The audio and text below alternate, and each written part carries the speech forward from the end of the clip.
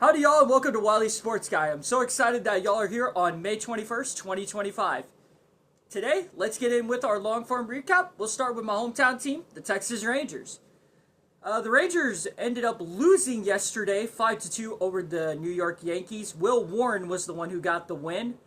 For the Rangers, Patrick Corbin went 5 innings pitch on 3 earned runs, 2 walks, and 3 strikeouts, while Jacob Webb went 1 inning pitch and 1 strikeout. Caleb Bosley went 2 innings pitched, 3 hits, 2 earned runs, 1 walk, and 2 strikeouts. By the way, also Evan Carter went on the IL yesterday, as well as Chris Martin. So they're both now on the 15-day IL. Luke Weaver, by the way, got the save for the New York Yankees. Moving on to the scoring summary for the game, Ben Rice got a solo shot in the bottom of the second. Ben Rice would then again hit a sac fly that would score Aaron Judge in the bottom of the fourth. In the bottom of the sixth, Anthony Volpe would hit an RBI double that scored Paul Goldschmidt. And in the bottom of the eighth, Aaron Judge would score the shortest home run of his career in the Yankee short porch at 324 feet. Yeah, that Yankee short porch can do something. But thankfully, though, for the Texas Rangers, Jonah Heim would hit a 2-run homer in the ninth to score Jock Peterson, and thankfully not give us a goose egg, thankfully. Tonight's game's at 6:05 on Victory Plus. Jacob deGrom versus Ryan Yarbrough. Moving on to the NHL, Game 1 of the Western Conference Finals tonight between the Edmonton Oilers and Dallas Stars begins tonight on ESPN at 7 p.m. Central. We'll give you a recap for that for you tomorrow. Florida and Carolina had Game 1 last night of the Eastern Conference Finals. They won 5-2 in that game. Verhaeghe, Ekblad, Greer, Bennett, and Lurosterian ended up getting goals for the Panthers, while Aho and Blake would get goals for the Hurricanes. Also, shout out to former Dallas Star Logan Stankoven, who is now played in each conference final in the NHL and is the youngest player to do that. So congratulations, Logan Stankoven. That was the guy who ended up getting traded for Mikko Rantanen. Moose. Moving on to the NBA, Game 1 of the Eastern Conference Finals between the Indiana Pacers and New York Knicks will begin tonight on TNT, True TV, and Max. And also shout out to the Inside the NBA guys, EJ, Ernie Johnson, Kenny the Jet Smith, Charles Barkley, and Shaq are all going to begin their final telecast tonight on TNT before moving to ESPN next year. Speaking of which, on ESPN was the Western Conference Finals last night in the NBA. The Oklahoma City Thunder won 114-88 over the Timberwolves. Shai Gilgeous-Alexander scored 31 points, 5 rebounds, and 9 assists. Jalen Williams, 19 points, 8 rebounds, and 5 assists. Chet Holmgren, 15 points, 7 rebounds, and 3 assists. Dort had 5 points, Hartenstein had 12, and Caruso had 9. The top scorer, though, for the Minnesota Timberwolves was Julius Randle with 28, and then Anthony Edwards had 18 after only having 8 points in the first half and having the longest shooting range that he ever had due to the Thunder defense. By the way, also just saw that the NBA MVP will be announced tonight, so that's usually between, this year will be between SGA and Jokic.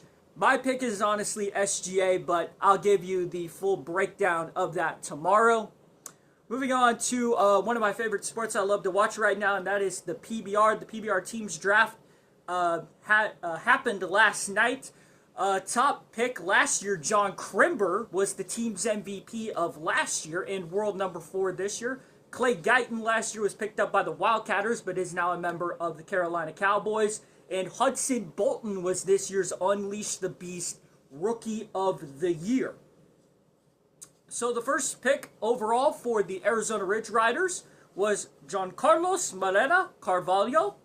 Trey Holston ended up going to the New York Mavericks. Macaulay Leather went to the Texas Rattlers in a trade with the Kansas City Outlaws.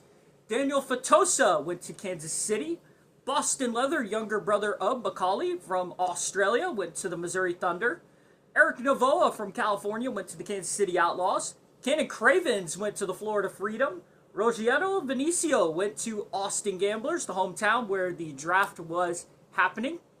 William Pial-Redonia went to Kansas City Outlaws, and Thomas Triplett, also from Australia, went to the Wildcatters of Oklahoma. Moving on to the second round, Riquelme dos Santos went to the Ridge Riders. Alison de Sosa went to the Carolina Cowboys. Hudson Frey went to the Wildcatters. Demio dos Santos went to the Nashville Stampede. Gabriel Enrique da Silva went to Carolina in a trade with the Missouri Thunder. Brody Robertson, son of Billy Robinson, went to Oklahoma in a trade with the Texas Rattlers. Douglas De Silva went to the Florida Freedom. Vinicius Pinheiro Correa went to Austin in a trade with the Kansas City Outlaws. Nathaniel Serrera Aries went to the Kansas City Outlaws. And Ramon Fiorni de Sousa went to the Carolina Cowboys. And then the final round, Ezequiel dos Santos went to Arizona. Aiden Dale went to New York. Jack Broderick went to Oklahoma. Pablo Soares to the Stampede of Nashville. Passing on their picks was Missouri and Texas. And then Alison dos Santos was the final pick of the night. He got picked by Florida, as Austin, Kansas City, and Carolina would pass on their picks. Moving on to the NCAA Tournament, Oklahoma won yesterday in the first round of the SEC Conference Tournament. That was a 5-1 victory for the Sooners over Kentucky. UT Arlington won 10-1 over Tarleton State, and Texas State won 3-0 over App State. The game that just wrapped up in the final first round match of the SEC first round was unfortunately delayed yesterday due to severe weather in Alabama. Texas A&M just beat Mississippi State 9-0. They will play Auburn tomorrow at 11 a.m. Also, the rest of the games today going on right now. Texas State and Southern Miss. That goes on right now at 12:30 on ESPN+. So is Texas Tech and Cincinnati live from Globe Life Field. That is also on ESPN+, part of the Big 12 Championship. UT Arlington versus Utah Valley. My school, DBU, takes on my online school, Liberty. That goes down at 3 o'clock, so you know I will be watching that game. San Jose State versus New Mexico. Shout out to my one of the guys who I know pitches out there, Luke Wiseman. Good luck out there, buddy. Baylor and Oklahoma State plays at 4 o'clock on ESPN+. Oklahoma gets their second round game against Georgia in the SEC tournament. That's 4:30 on SEC Network. Grambling versus Arkansas Pine Bluff is at 4:30. Houston and Kansas State at 8 o'clock on ESPN+ in the final game of the Big 12 tournament. So, moving on to teams and Thursday action. Just like I said, Texas A&M Auburn confirmed for tomorrow at 11 a.m. on SEC Network. Abilene Christian waiting for their opponent at 11:30 on ESPN+. UTSA versus Tulane at 12 o'clock on ESPN+ in the American tournament. West Virginia, shout out to my good buddy Reese Bassinger, who pitches for the Mountaineers. He will be out there at 12:30 on ESPN+. Good luck there, buddy. Texas Longhorns waiting for their opponent at 3 p.m. tomorrow on SEC Network. And then New Orleans and Houston Christian will play at 6 o'clock on ESPN+ in the Southland Championship. Moving on to the PGA Tour. Charles Schwab Challenge begins this weekend at Colonial Country Club in Fort Worth, Texas, starting tomorrow. Big players including Scotty Scheffler and Jordan Spieth will be competing along with fellow Texans and Dallas-Fort Worth connections, Tom Hodge and Tom Kim. If there are any more, I will let you know tomorrow. Now we head to motorsports news, where Disney yesterday revealed a new Mickey and Friends F1 telecast that will be on in 2026. Monaco in F1 will be on Sunday at 8 a.m. on ABC as the biggest motorsports day on Sunday happens. That is, of course, the Monaco Grand Prix, then the Indy 500, and then the Coca-Cola 600. Speaking of the Coca-Cola 600, here's some NASCAR Cup Series news. Christopher Bell won the All-Star race on Sunday night in North Wilkesboro Speedway, while Chandler Smith won in the Truck Series with controversial contact between Lane Riggs and Corey Heim. And Heim, let's say, he said some words that I cannot repeat on here. If you want to know what that's about, Fox Sports NASCAR or NASCAR.com will be your best place to look at that. So, yeah, you can go find that on your own. Moving on to the Coca-Cola 600, that will be going on Sunday at 5 p.m. Central on Prime Video. Pre-race gets going at 4 p.m. Central on Prime Video. Moving on to the Indianapolis 500 that is happening this Sunday. The pole award was decided this week as Robert Schwartzman won the pole of dual nationalities from Israel and Russia for Team Prema and Chevrolet. Takuba Sato will also be on the front row, as well as Pato O'Ward. Speaking of NASCAR Cup Series star, Kyle Larson will be out there in the Indy 500 as he tries to run the double, which that means he will be trying to run the Indy 500 and the Coca-Cola 600. Last year he was unsuccessful in that due to some weather delays at the Indy 500 and then a weather canceling, ending the end of the Coca-Cola 600 right when he got there. The rain hit and fortunately couldn't do anything about it, even though Justin Allgaier had already started the race for him.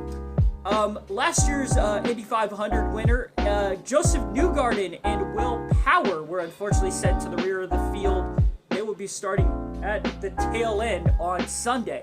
Speaking of which, you can watch that race. Pre-race coverage will be going on at 9 a.m. Central on Fox, and the race will get going at 11:45 a.m. Central on Fox. Tonight, the Dallas Wings are in action against the Minnesota Lynx. That will be going on the WNBA League Pass or here in Dallas. And you can find other affiliates probably at wings.com/TV or something like that. That will be also on KFAA Channel 29 here in DFW. Also, shout out to Caitlin Clark, who went 20 points and 10 assists in a 1-point loss to the Atlanta Dream. The NFL, the Tush Push, is being pushed to be banned, pun intended, but Jason Kelsey was in attendance for this to try to sway the voters, but as a Dallas Cowboys fan myself, please get rid of the Tush Push. I would love it. And yeah, and speaking of the Cowboys, George Pickens officially got the jersey number 13 yesterday. So congratulations to him. And there was another thing about an onside kick. I'll bring it to you tomorrow. I will look into more of that and make sure to bring that to you tomorrow on our recap. But unfortunately yesterday we did lose a big-time Chicago sports fan.